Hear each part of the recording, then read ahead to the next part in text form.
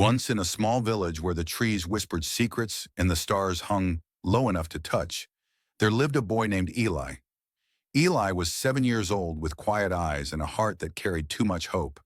He didn't speak much, but he listened to everything: the wind, the creaking floorboards, the soft sound of leaves dancing outside his window.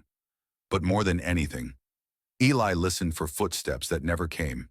His father had left when Eli was only 4, a tall man with ocean blue eyes and a voice that rumbled like a storm before rain. He was a sailor, and sailors always leave. "I'll be home before the moon gets tired," he had said, placing a warm kiss on Eli's forehead. And then he was gone. Since that day, Eli developed a small ritual. Every night after dinner, after brushing his teeth and whispering good night to the photographs on the wall, he would sit at his bedroom window. His legs, too short to reach the floor, would swing softly beneath him. In his lap, he always held his father's scarf, worn, salt-scented, and faded by time. He called it his anchor.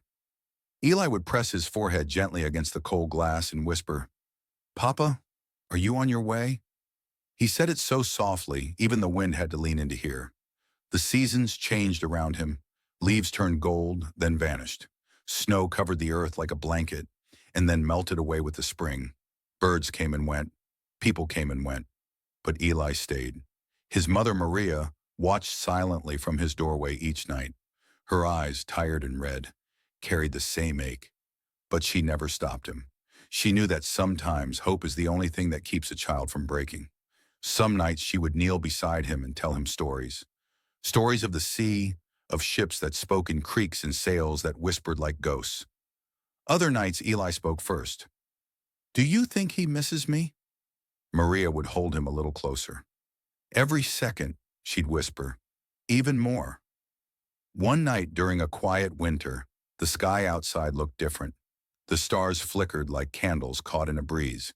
Eli, now a little older, leaned his head against the window as usual, but tonight, he didn't speak.